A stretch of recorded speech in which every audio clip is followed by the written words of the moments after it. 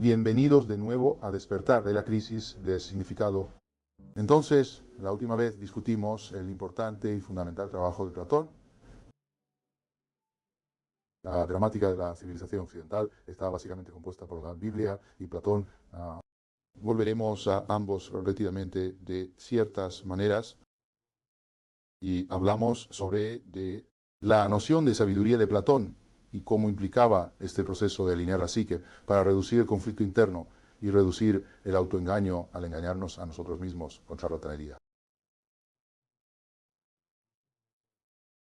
Cómo eso nos permitió también lograr uno de nuestros metadeseos, el deseo de paz interior, pero cómo también podríamos alinear esa reducción en el autoengaño, con entrar más en contacto con lo que es real. Y que a medida que practicamos el rastreo de patrones reales en el mundo, podríamos luego internalizar reflexivamente eso en nosotros mismos. Y había una conexión íntima entre cómo conocíamos el mundo y nos conocíamos a nosotros mismos. Y a medida que aumentábamos nuestra capacidad para captar patrones reales, podríamos aumentar nuestro autoconocimiento, reducir nuestro autoengaño, aumentar nuestro contacto con la realidad. Eso fluiría en el proceso de anagashe, y eso traería la satisfacción de nuestro segundo metadeseo, que es estar en contacto con lo real. Y así, Platón tiene esta idea de sabiduría como este proceso anagógico, y hablamos de eso en conexión con su gran parábola, la parábola de la cueva. Luego señalé que él había, así como Sócrates tuvo la suerte de tener un gran discípulo en Platón, Platón tuvo la suerte de tener un gran discípulo en Aristóteles. Aristóteles es fundamental para nosotros, porque establece la base para aspectos adicionales. De un enfoque científico hacia la sabiduría y el significado, y también para una importante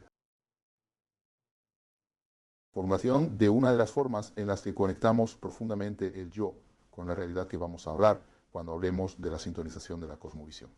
Entonces, como mencioné, Aristóteles fue un estudiante de Platón.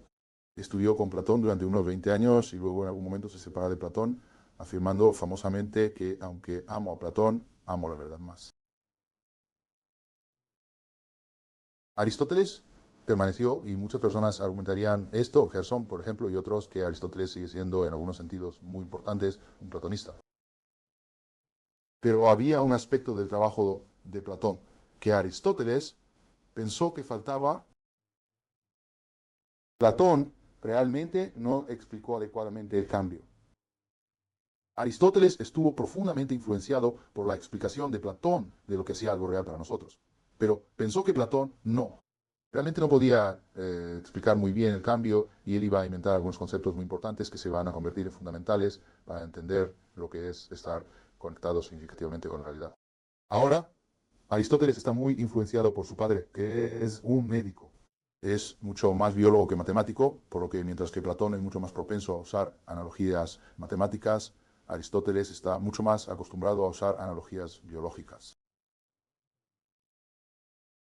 Y la palabra que Aristóteles usa para cambio se traduce mejor como crecimiento o desarrollo. Aristóteles estaba realmente interesado en cómo crecen las cosas vivas, cómo se desarrollan. Y eso debería agudizar tus oídos de inmediato, porque parte de, creo, lo que a menudo significamos cuando decimos que tenemos una vida significativa es que estamos creciendo o desarrollándonos. De hecho, las personas a menudo usarán la palabra crecimiento como una forma de indicar una mejora en el significado de su vida y, en cierto sentido, el desarrollo de la sabiduría. Aristóteles retoma la noción de eidos de Platón. Entonces, si recuerdas la última vez que hablamos de esto, hablamos de que un pájaro es mucho más que un conjunto de sus características. No es solo un pico, no son solo algunas plumas, es este gestalt. Es esa organización funcional estructural tal que todas las partes funcionan juntas como un todo. Y entonces lo que tienes es algo que actúa como un pájaro, y ese patrón, ese logos, ese eidos, es muy difícil de poner en palabras. Pero es mucho lo que hace dos cosas para nosotros. Es lo que hace que un pájaro sea un pájaro, y también es el patrón por el cual nosotros, cuando podemos captar la organización funcional estructural que eidos, entonces entendemos que es un pájaro. Ahora, Aristóteles estaba muy impresionado por eso, pero quería darle un enfoque más dinámico. Quería hablar de ello en términos de desarrollo y por eso estaba muy interesado, como dije, en cómo crecen las cosas. Y notó el papel que la forma tenía en el crecimiento y el desarrollo. Así que lo que hizo fue comenzar con una analogía. Por lo tanto, utilizaría la analogía de los artefactos, las cosas hechas por el hombre, y luego usar eso para intentar entender las cosas biológicas. Por ejemplo, puedo tener un bloque de madera, ¿sí? Y puedo convertirlo en una silla, o quizás una mesa, o si es una cantidad suficiente de madera, puedo convertirla en un barco o un bote. Y Aristóteles preguntó, ¿qué hace que la madera se comporte como una silla en lugar de una mesa o un barco? Y aquí es donde obtenemos la noción de actualidad. A menudo usamos la palabra actualidad, de hecho, como una forma de hablar sobre la realidad.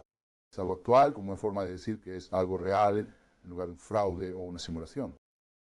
Entonces, ¿qué hace que una silla actúe como una silla?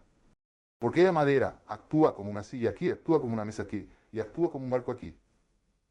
Entonces, Aristóteles dijo, bueno, en primer lugar, este es un cambio importante y es una buena analogía. Para el desarrollo, cuando estoy haciendo una silla que de alguna manera es análoga a cómo crece un organismo. Entonces, ¿qué es lo que hace que la ladera actúe como una silla aquí y actúe como una mesa aquí? Y su argumento era, bueno, es la forma. Otra vez, donde esto significa eidos, no forma, aunque puedes usar forma como analogía. Esta es la organización funcional estructural. La madera está organizada funcionalmente de tal manera que actuará como una silla, mientras que aquí actuará como una mesa. Y aquí actuará como un barco. Ahora, el punto de Aristóteles es que esto no es que esto no juegue ningún papel, pero él inventa esta idea realmente importante. Inventa la idea de que la madera es potencial. Estos términos actual y potencial realmente provienen de Aristóteles. Los usamos todos los días, creamos que son solo parte de nuestra gramática natural, pero en realidad son una invención de Aristóteles. Vamos a ver cuán importantes entonces la idea es que la madera es potencialmente una silla, la madera es potencialmente una mesa, la madera es potencialmente un barco. Ahora, cuando ese potencial tiene una forma particular dada, entonces comienza a actuar como una silla, comienza a actuar como una mesa y a actuar como un barco. Aquí es donde obtenemos la noción de información. Pones una forma en algo y vas a actualizar su potencial. A saber, le darás una organización funcional estructural para que empiece a actuar de una manera particular. Ahora, eso es realmente importante. Y luego que Aristóteles argumentó es, bueno, lo que ves en los seres vivos es que básicamente están haciendo esto por sí mismos. Entonces, si usas, solo quiero decir esto como una analogía, un ser vivo es como una silla que se está haciendo a sí misma. Una silla, imagínate que una silla podría de alguna manera empezar a imponer una organización funcional estructural en la madera, de tal manera que comenzar a convertirse en una silla. Eso es lo que hace un ser vivo. Quiero decir, tu comida, la comida es potencialmente tú pones comida en ti. Tú lo informas.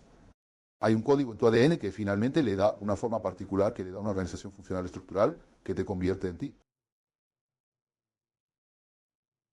Por supuesto, esto se desarrolla a lo largo del tiempo. No sucede así y es por eso que lo vemos como cambio y desarrollo. Ahora, esto es realmente importante, como veremos, porque va a ser fundamental para entender mucho acerca de cómo te conectas con el mundo. Entonces, ¿cómo vamos a hacer uso de esto al hablar sobre la forma en que los seres humanos están conectados con la realidad, la forma en que se desarrollan y crecen como agentes cognitivos? Entonces, lo primero que quiero hacer es apartarme de Aristóteles y de la era axial y adentrarme en la ciencia cognitiva actual. y hablar sobre una forma importante de pensar sobre el desarrollo y el cambio. Especialmente el trabajo de Alicia Uraro, que fue directa y explícitamente inspirado por este marco aristotélico. Entonces, cuando hablamos de cómo cambian las cosas, a menudo tenemos un modelo que heredamos de la revolución científica, un modelo que obtenemos de Newton. Y este es un modelo que el cambio ocurre debido al impacto causal.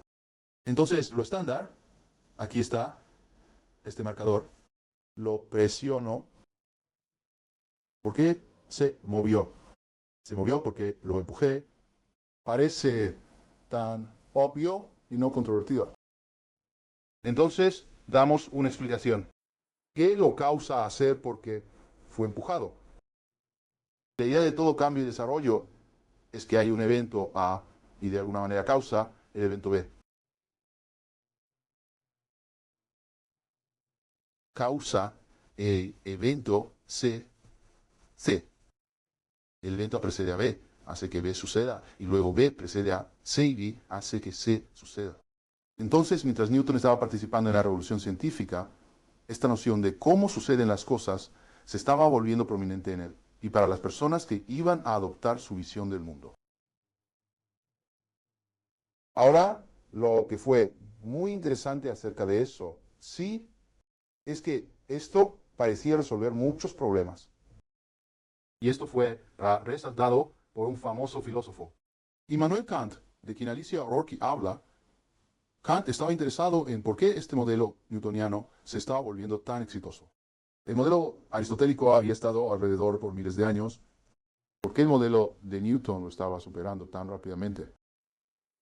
Y lo que Kant dijo es, bueno, esto hace algo muy maravilloso para nosotros, porque lo que hace es darnos una explicación muy simple de cómo explicamos las cosas. Yo explico C, mostrándote cómo fue precedido por un evento B que lo causó y cómo B fue precedido por un evento A que lo causó. Muy bonito, lineal, limpio y nos gusta. Y parece que no es eso lo que está sucediendo. Tan obvio, sí. Y de nuevo, recuerda una y otra vez, he intentado mostrarte cosas que parecen tan obvias, tan naturales. Son en realidad creaciones históricas. Tienes que prestar atención a cómo llegamos a donde estamos. Ahora, ¿por qué importa esto?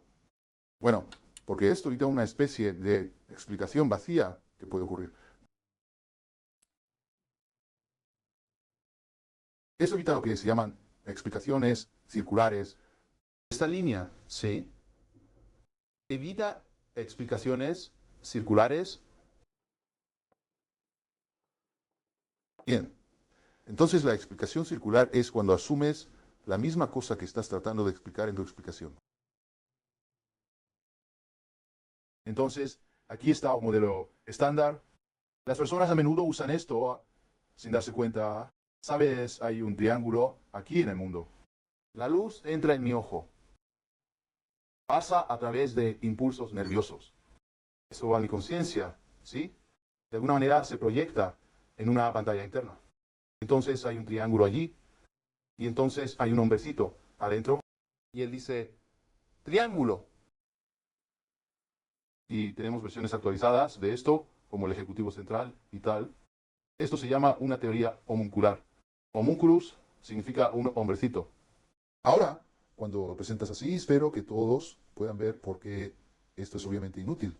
Porque lo que deberías preguntar entonces es, bueno, ¿cómo ve el hombrecito el pequeño triángulo adentro? Y entonces, lo que haces es, bueno, dentro de la cabeza del hombrecito hay una pantalla aún más pequeña, con un hombrecito aún más pequeño diciendo triángulo. Pero, ¿cómo ve él? ¿Ves lo que es estos? Es un regreso infinito, porque en realidad estás usando la visión para intentar explicar la visión.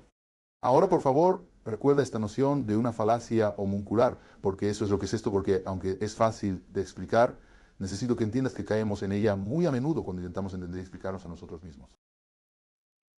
Está bien, esa es una explicación circular, porque estás usando la misma cosa que estás intentando explicar para explicarla. Kant dijo que este esquema newtoniano es maravilloso porque si te ciñes a su gramática, si te ciñes a sus reglas, la causa tiene que ser un evento independiente que procede. ¿sí? Entonces, no caes en explicaciones circulares. Eso es asombroso. Ahora, ¿tienes algunos problemas aquí? Él lo empezó todo, ¿sí? Y sabes, tal vez Dios, y luego Kant dice que no, y tiene todos sus argumentos, y no voy a entrar en eso ahora mismo.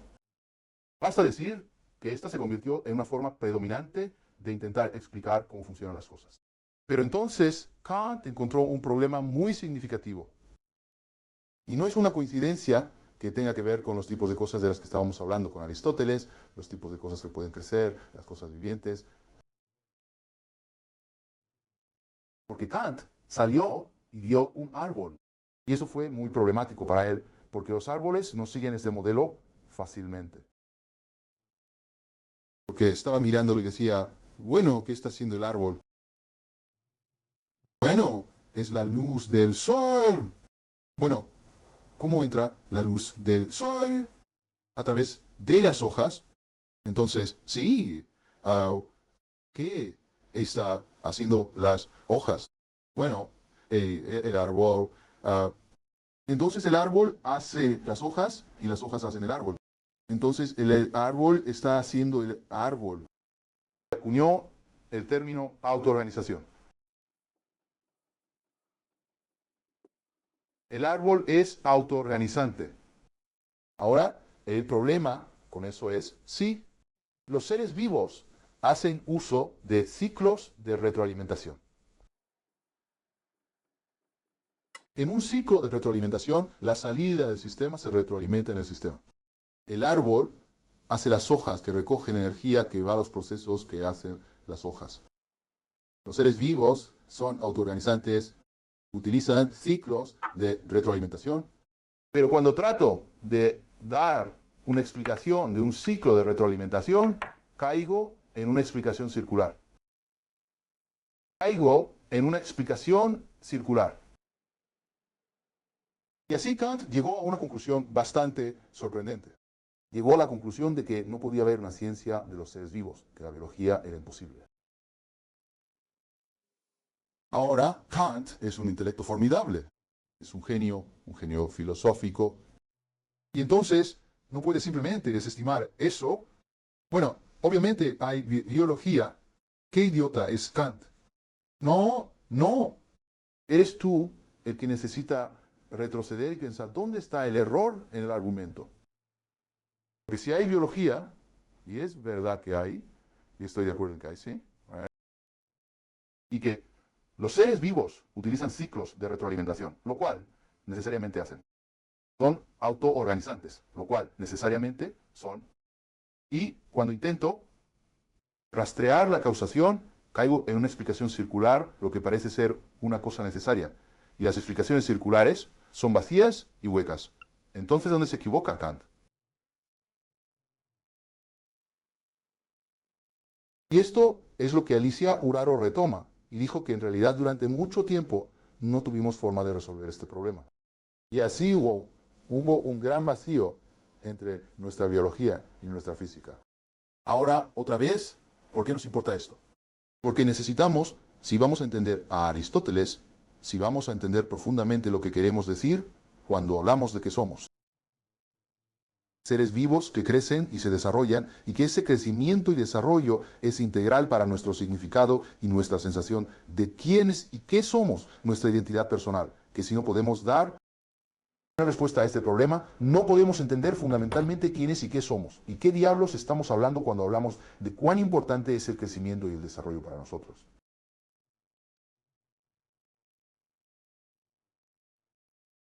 Porque ese lenguaje siempre estará separado de cualquier tipo de explicación científica. Entonces, ¿dónde está el error? Esto parece como los seres vivos son ciclos de retroalimentación, autoorganizantes. Crecen, se desarrollan, se hacen a sí mismos, ¿sí? Entonces, ¿qué tiene que irse? Bueno, esto, ahora antes de que te lances, pero eso es justo lo que es la causación. Piensa en el hecho de que sabemos realmente que Newton finalmente está equivocado, ¿sí? Newton no funcionó con la relatividad. Newton no funciona a nivel cuántico. Así que sabemos que no deberíamos estar absolutamente comprometidos con esta visión. Ahora, Uraro realmente hace uso de una idea importante de Aristóteles para resolver este problema. Entonces, ella va a usar a Aristóteles para explicar una nueva y poderosa forma de hablar sobre crecimiento y desarrollo y procesos de autoorganización, que se conoce como teoría de los sistemas dinámicos. Entonces, Iraro, en primer lugar, hace una distinción entre causas y restricciones. Entonces, para entender esa distinción, volvamos a lo que parece tan obvio. ¿Está bien? Aquí está el marcador. Empújalo. ¿Por qué se movió? E inmediatamente la gramática newtoniana entra en juego. Se movió porque lo empujaste y luego podrías salir de la física y decir, bueno, quería empujarlo, pero eso es. Eso no es lo que estoy preguntando, porque también podría ser que algún otro objeto chocó contra esto y se movió. ¿Por qué más se movió? Está bien, piensa en lo que también tiene que ser cierto para que esto se mueva. Tiene que haber un espacio vacío, relativamente vacío delante del marcador. Esto tiene que tener una forma particular. Esto tiene que tener una forma particular. Esos no son eventos. Esas son condiciones. Las causas son eventos que hacen que cosas ocurran.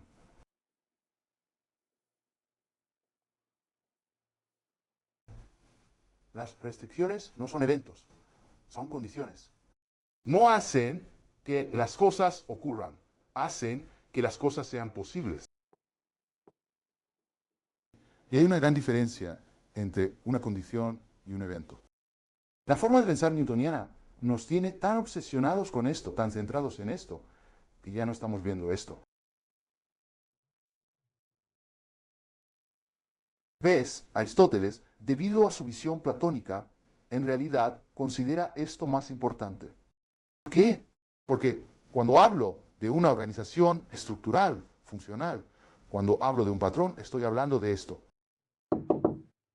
Aquí es donde encontrarás la forma. A veces se le llama la causa formal. Aquí es donde encontrarás la organización estructural y funcional.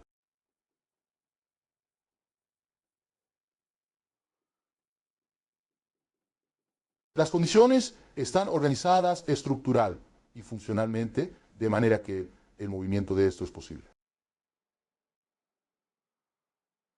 Ahora, esto es importante porque esto es, por supuesto, la realidad y aquí es donde obtenemos la potencialidad. Cuando doy forma a la posibilidad, eso es lo que quiero decir cuando digo que algo es potencial. Quiero decir que la posibilidad ha sido moldeada por restricciones, de manera que estos eventos son más posibles que esos eventos. Está bien, vamos a hacer más, pero paremos aquí y veamos cómo esto ya está comenzando a resolver el problema de hablar sobre el árbol y su autoorganización. Entonces, en un árbol tienes un montón de eventos ocurriendo, eventos bioquímicos. Lo que están haciendo es que en realidad están causando una forma o fórmula o organización funcional estructural particular. Ahora piensa en ello. ¿Por qué los árboles crecen de la manera en que lo hacen? ¿Por qué crecen así? ¿Por qué extienden sus ramas? ¿Por qué sus hojas se extienden? Porque lo que están intentando hacer es cambiar la posibilidad de que un fotón golpee una molécula de clorofila.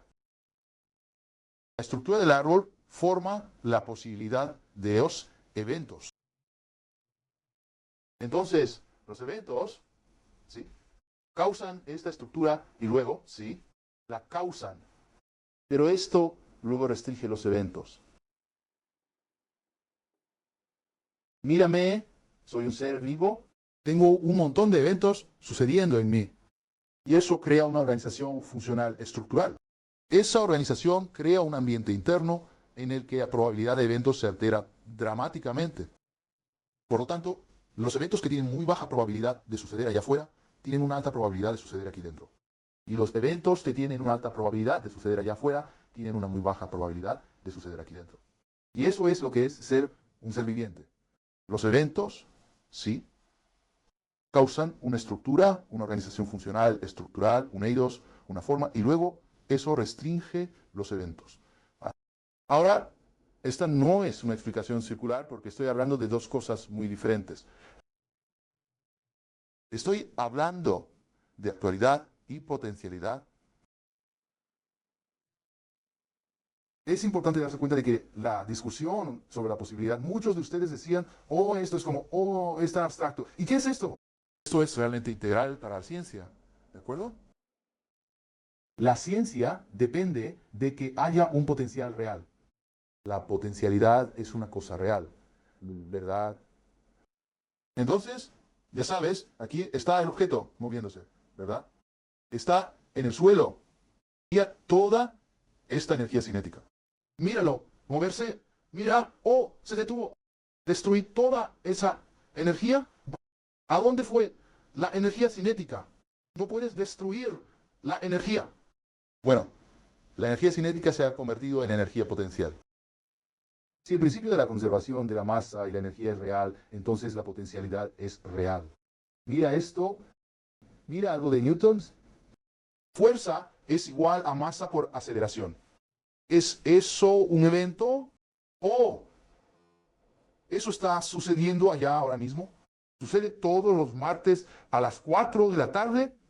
Esto no es un evento. Esto es, ¿verdad? ¿Cómo se forman las cosas? Pone un límite a lo que es posible en el mundo. Hablar de potencialidad real no es hablar de ficción o abstracción. Es una forma de hablar que es integral para nuestra ciencia actual. De acuerdo. Aún no hemos terminado. Sin embargo, porque llorarlo señala que hay dos tipos de restricciones, por lo que nuestras explicaciones pueden volverse aún más refinadas.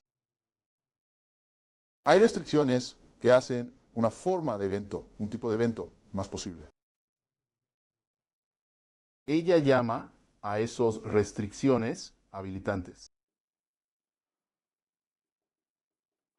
Y luego hay restricciones que reducen las posibilidades, reducen las opciones para un sistema.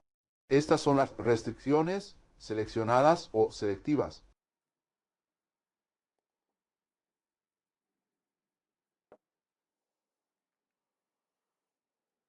Ahora esto nos va a dar una forma muy poderosa de entender el desarrollo.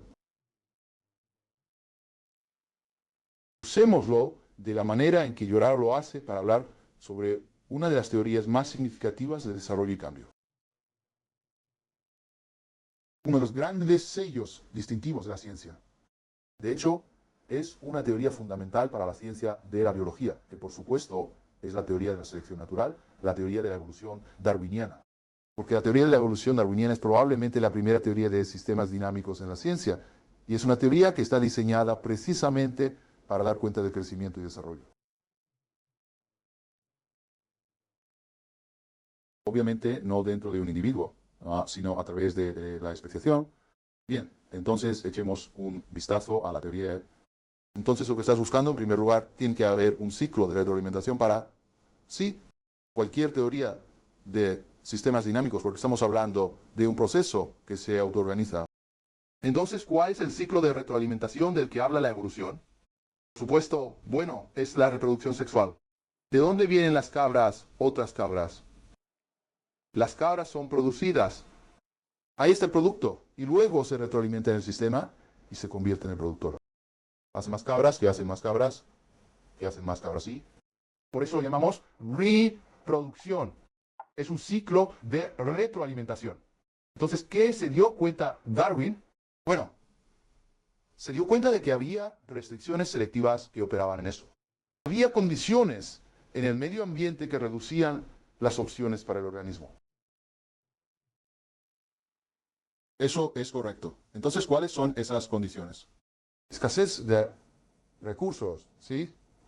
Así que he estado mirando algunas de las teorías de la vida temprana y hay un argumento de varios biólogos de que no hay evolución durante aproximadamente 800.000 años o más. ¿Por qué? No hay escasez de recursos. Cuando la vida evoluciona por primera vez,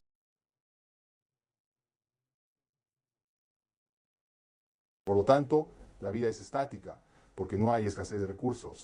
La escasez de recursos significa que hay competencia. La escasez de recursos significa que no todo puede vivir. Y eso reduce las opciones para el sistema. Bien, entonces, selección, reduciendo opciones. Pero eso no es todo lo que está pasando, ¿sí? Si ese fuera el caso, todo simplemente moriría. La evolución terminaría. Ya sabes, y eso puede suceder. Eventos de extinción. Pero hay algo más. Hay restricciones habilitadoras que abren el sistema, abren las opciones. Así que mira a tu alrededor. Mírame, mira a otras personas. Hay variación. Hay una variación considerable. La variación aumenta las opciones.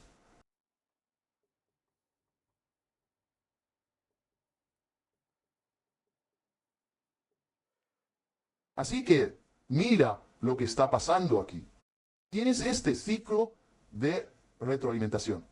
Mientras se está ciclando, tienes las condiciones selectivas que reducen las opciones disponibles. Y luego la variación las abre. Y puedes pensar en ello casi como un modelo de acordeón. La variación lo abre y luego, mientras cicla, la restricción selectiva lo empuja hacia abajo. Y luego, desde allí, se abre de nuevo. Luego es empujado hacia abajo de nuevo. Y luego se abre de nuevo y es empujado hacia abajo de nuevo. Y mientras cicla de esta manera, está cambiando constantemente de una manera para adaptarse mejor al entorno. Eso es evolución, ¿sí? Es una especie de circular. Evolve está relacionado con palabras como revolve. Es esta revolución con cambio. Ahora bien, lo que estoy intentando que veas es que en primer lugar, esto es importante. Quisiera ser Charles Darwin. Esta es una de las grandes teorías. Él llega a navegar alrededor del mundo. Quiero decir, ¿qué vida llega a navegar alrededor del mundo? Va a algunos lugares increíbles. Y luego regresa y hace una teoría que cambia el mundo. Es asombroso. Pero observa cuánto esta teoría darwiniana, que está en la base de la biología, cuánto le debe a Aristóteles, cuánto depende de las ideas aristotélicas. Vale. Ahora, Hierro habla de esto como un gobernador virtual. Así que un gobernador es cualquier dispositivo que de alguna manera limita lo que puedes hacer en un sistema. Como si tienes un gobernador en un motor de vapor, limita el rango en el que puede ciclar. Lo llama un gobernador virtual porque no es una máquina real, es la configuración de la posibilidad. Se detiene allí y en el trabajo que he hecho con Leo Ferraro y Anderson Todd y Richard Wu, pensamos que debería continuar para terminar la metáfora. Ese es un generador virtual, porque es un conjunto de condiciones que están generando opciones para un sistema autoorganizado. Y aquí está la idea cuando pones un virtual gobernador sistemáticamente junto con un generador virtual, de tal manera que estás sistemáticamente regulando un ciclo de retroalimentación. Todo esto es un motor virtual porque cuando conectas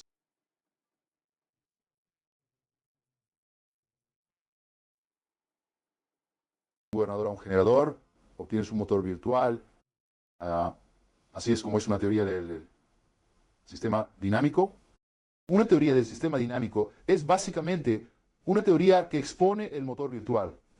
Muestra cómo hay un ciclo de retroalimentación y por qué eso no es solo aleatorio y caótico. ¿Por qué produce crecimiento y desarrollo? Precisamente porque hay una relación sistemática entre un conjunto de habilitación. y restricciones selectivas. Ahora, todo esto es muy, muy aristotélico. Así que ahora volvamos a Aristóteles. Que Aristóteles estaba interesado. Ahora, él no usa el lenguaje de los sistemas dinámicos. Ese es nuestro lenguaje. Pero este lenguaje fue directamente inspirado y alimentado por Aristóteles. Así que usarlo al revés para tratar de conectar a Aristóteles con nuestro entendimiento actual no creo que sea anacrónico.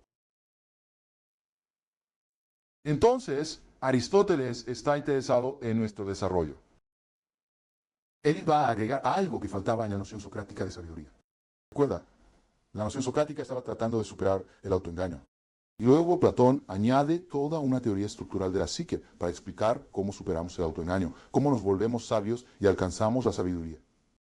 Pero lo que falta en la explicación de la sabiduría y el significado, según Aristóteles, si puedo usar este lenguaje, lo que falta es una explicación del crecimiento y desarrollo. ¿Cómo se desarrolla la sabiduría? ¿Cómo se desarrolla el significado? Bueno, aquí es donde obtenemos algo de lo que hablamos y usamos en nuestro lenguaje.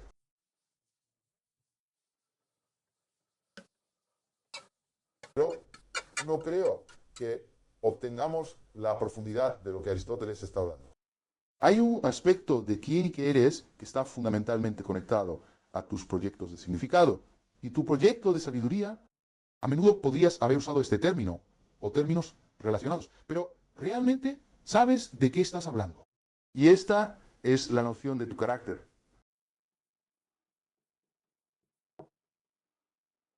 Y en primer lugar, tu carácter no es tu personalidad, porque si vamos a usar estos términos estrictamente, naces con tu personalidad. La personalidad es parte de tú, simplemente tu constitución general. Es lo que te es dado por la biología y el ambiente sobre el que no tienes elección, ¿sí? Pero tu carácter es ese aspecto de ti que puedes cultivar. Ahora puedes cultivarlo inconscientemente, furtivamente, indirectamente, o puedes cultivarlo más explícitamente. Pero, ¿qué es tu carácter? Cuando decimos que alguien está actuando fuera de su carácter, normalmente estamos haciendo, y esto es importante, normalmente estamos haciendo una crítica existencial o moral de ellos. Peter está actuando fuera de su carácter. A menudo querremos decir algo como que normalmente es honesto, normalmente es honesto, normalmente tiene la virtud de ser honesto. Noten la conexión aquí, por cierto, virtud. Y hemos estado hablando de un motor virtual que no es casualidad. Cuando estás hablando de una virtud, no estás hablando de un evento. Estás hablando, de nuevo, de un conjunto de condiciones que han sido cultivadas sistemáticamente en alguien. Ahora eso apunta a algo que, cuando estamos hablando de carácter, voy a sugerir que de lo que estamos hablando es qué es el motor virtual en el desarrollo de una persona.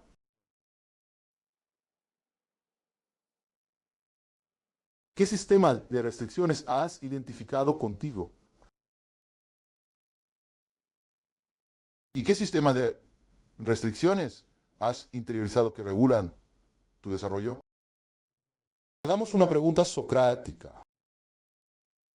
Hagamos algo que Sócrates haría. Pasamos mucho tiempo en nuestra apariencia. Pasamos mucho tiempo en nuestro estatus. ¿Cuánto tiempo pasaste hoy en tu carácter?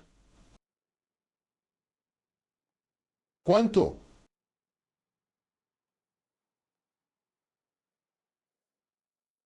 Si es el motor virtual que está regulando tu crecimiento y desarrollo, deberías estar, por supuesto, pasando mucho tiempo en tu carácter.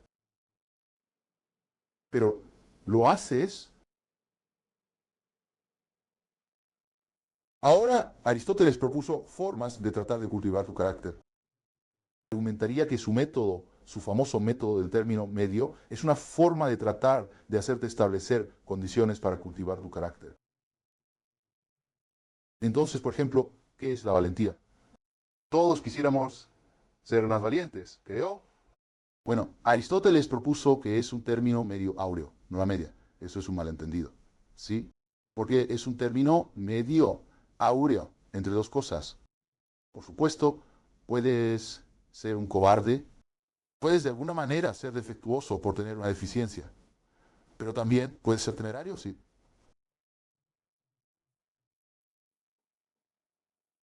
Simplemente correr hacia el tráfico no te hace valiente. Lo que siempre estás tratando de hacer es configurar un sistema en el que estás prestando atención. Donde te faltan las limitaciones habilitantes, donde no tienes suficiente generación, y también condiciones donde te faltan las limitaciones selectivas. Cuando eres demasiado amplio, tienes demasiadas opciones que identificas como valentía. Lo que tienes que hacer es entrenarte a ti mismo. Tienes que cultivar tu carácter participando en prácticas que lentamente, con el tiempo, crearán un motor virtual. Porque eres un proceso autoorganizado. Eres la fuente de tus acciones que modifican el ambiente que luego se retroalimenta en ti y te cambia. Y luego produces tus acciones y luego el ambiente se retroalimenta y te cambia. Aquí está la pregunta que te hago. ¿Estás simplemente dejando que eso suceda? ¿O estás intentando cultivar racional y reflexivamente tu carácter, estructurar un motor virtual, de manera que ese proceso autoorganizativo esté creciendo y desarrollándose de manera óptima?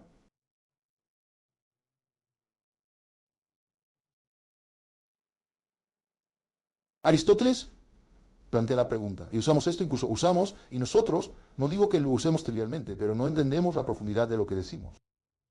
Una de las críticas más incisivas que podemos hacernos a nosotros mismos, a otras personas, es esta.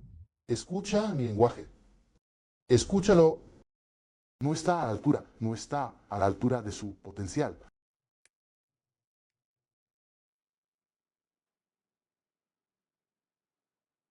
Parte de lo que hace que tu vida sea significativa es que has cultivado un carácter que te permite realizar tu potencial. Has creado un motor virtual que regula tu desarrollo de una manera en la que creces. Es en la que la autoorganización ha sido regulada y moldeada en automejora para que tu potencial se realice plenamente. Entonces, Aristóteles introduce esta noción de desarrollo y crecimiento como parte de lo que significa tener una vida significativa. Introduce un nuevo aspecto a la noción de sabiduría. La sabiduría es adquirir la capacidad de cultivar virtudes, de crear tu motor virtual, un conjunto de virtudes que básicamente está regulando.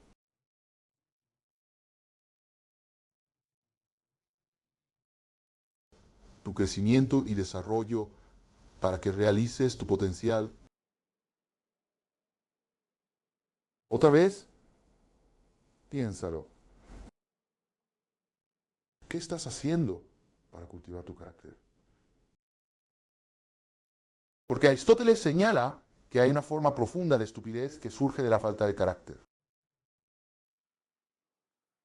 Lo llama acrasia, que traducimos mal como debilidad de la voluntad, porque todos somos postprotestantes y pensamos que la voluntad es nuestra cosa central, aunque cada vez hay más evidencia científica de que la noción de voluntad o fuerza de voluntad es una idea obsoleta. Deberíamos abandonarla. Sí, entonces, ¿qué es la eclesia? La eclesia es cuando sabes cuál es la cosa correcta que debes hacer. Sabes cuál es la cosa correcta que debes hacer. Y hablamos de esto, recuerda, con el pastel de chocolate, pero no haces lo correcto. Y aquí es donde podemos reunir a Aristóteles y a Platón. Platón nos da una especie de historia sobre cómo debemos estructurar la psique. Pero Aristóteles nos da un análisis mucho más penetrante de lo que es esa organización funcional estructural. Esto es lo que diría Aristóteles. ¿Por qué te comportas de manera tonta? La ignorancia es cuando haces lo incorrecto, porque no lo sabes. Parte de lo que es la tontería es cuando sabes cuál es la cosa correcta y aún así haces la cosa incorrecta. Esta es la respuesta de Aristóteles. Haces lo incorrecto, porque aunque tienes las creencias correctas y note de nuevo la impotencia de la creencia aquí, no tienes suficiente carácter.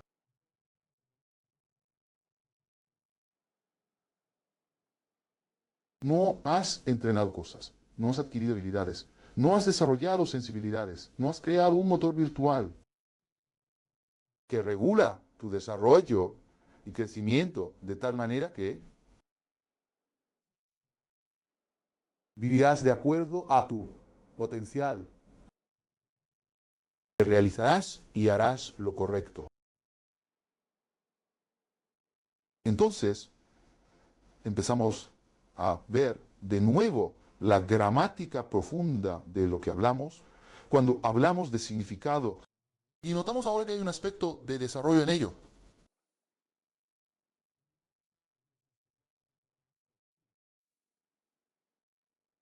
¿Qué significa alcanzar tu potencial?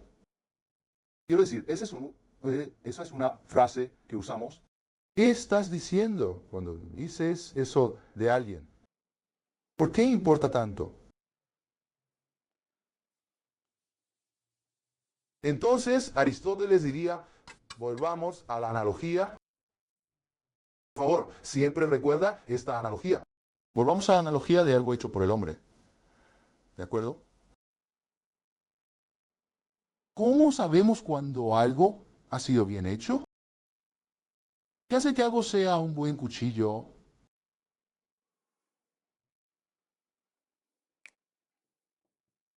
Bueno, cuando tiene una organización funcional, estructural.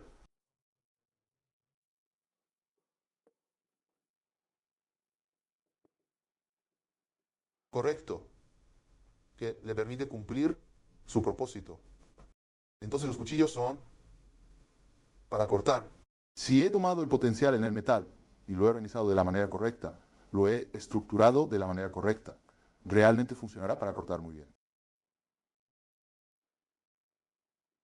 Que esta es una palabra que también está profundamente asociada con nuestro sentido de lo que es tener significado.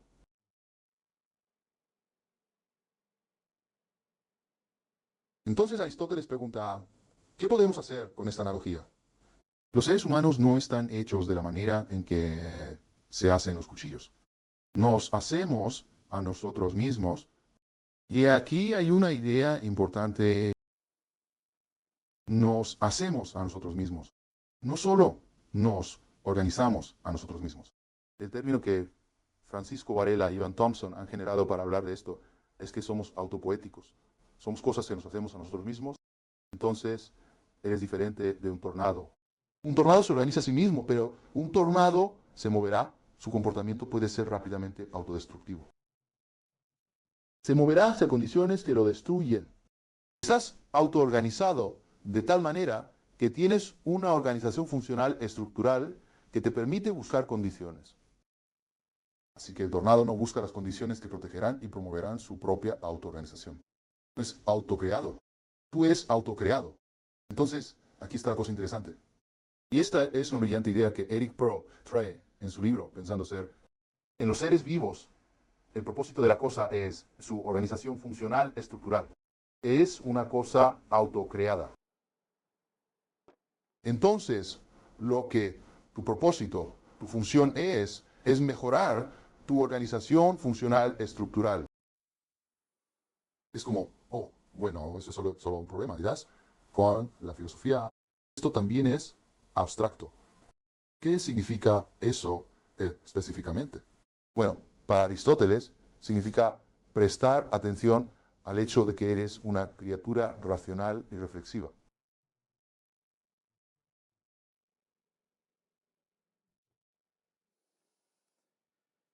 No eres como una planta.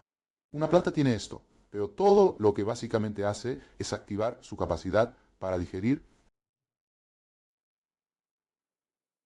Entonces, vamos a echar un vistazo a esto. Tenemos materia inorgánica. Correcto. Y luego, obtiene una particular, está informada.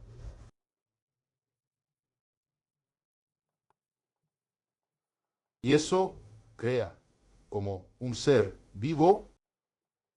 Y esos seres vivos pueden obtener una estructura más compleja que los hace automovibles. Eso es lo que es un animal. Un animal no es un mamífero, right? Un animal es una cosa automovible. Y luego, algunos de esos seres automovibles tienen organizaciones funcionales estructurales. Aquí, por ejemplo, que toman eso automovible y realmente lo activan. Recuerden que hablamos de que la palabra psique, de donde obtuvimos nuestra palabra psicología, mente, originalmente significaba tu capacidad para automovimiento. Y decimos aplicarlo a la mente porque la mente es esa parte de ti que es la más automovible, la más autocreada.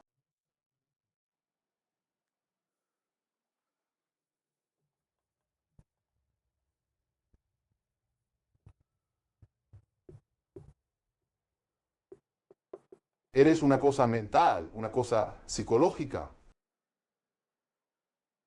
¿Pero es eso suficiente? No.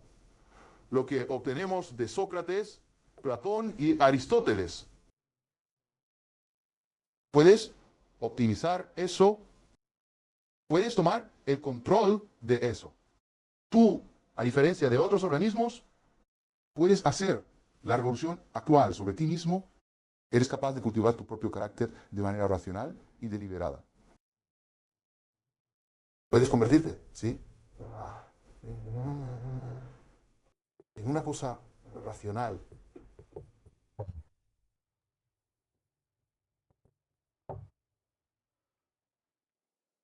Vivir de acuerdo a tu potencial es asegurarte de haber cultivado un carácter que te lleve tan alto en esta jerarquía como puedas y de. Así es como vives de acuerdo a tu potencial. Alguien que solo viviera como una planta sería un ser humano degradado, fracasado, depravado.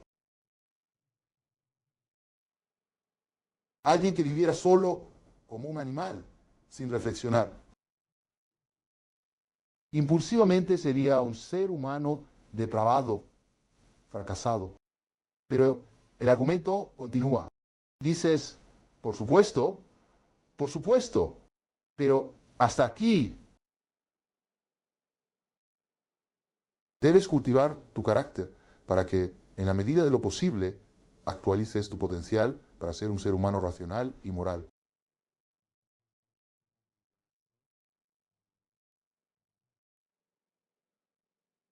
Esa es la marca distintiva de Aristóteles. Te conviertes en una buena persona si te actualizas, si informas tu ser con un motor virtual que realiza aquellas cosas que son distintivas de nuestra humanidad.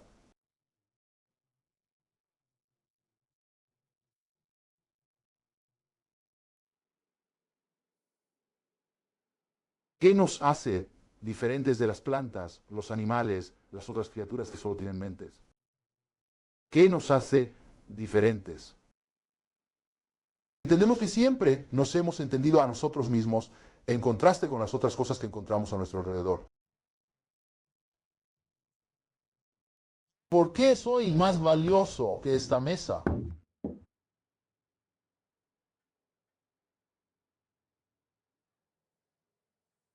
¿Por qué importo más?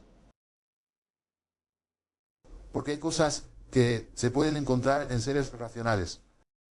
Cosas que encontramos intrínsecamente valiosas e importantes que no se pueden encontrar en cosas meramente mentales. Y así sucesivamente. ¿Cuáles son esas características que son únicas para nosotros? Bueno, aquí es donde Aristóteles da la respuesta de la revolución axial.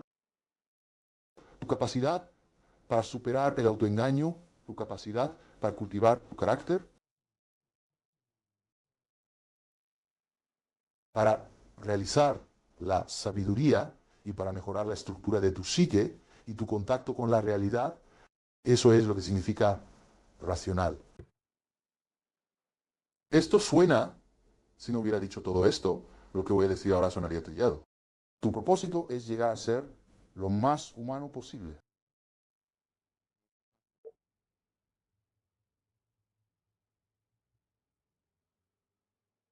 ¿Cómo estás cultivando tu carácter para hacerlo?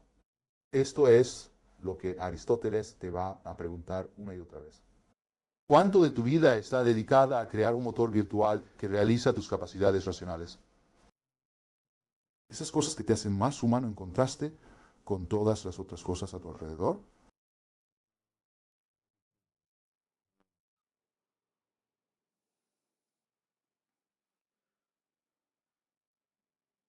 Así que Aristóteles ha desarrollado esta teoría muy impresionante de la sabiduría y el carácter, el crecimiento y el desarrollo. Una de las cosas que podríamos usar hoy es volver y hacer uso de esto para que podamos reanimar, rejuvenecer estos términos que se han vuelto cansados y superficiales. No tenemos términos alternativos para describir nuestras vidas, para el sentido en nuestra vida. Hablamos de propósito y de vivir a la altura de nuestro potencial y de crecimiento y desarrollo y bla, bla, bla, porque no tenemos ninguna profundidad en estos términos. Una de las cosas que podemos usar a Aristóteles para hacer es volver y profundizar lo que esos términos significan para nosotros, rejuvenecer lo que significan para nosotros.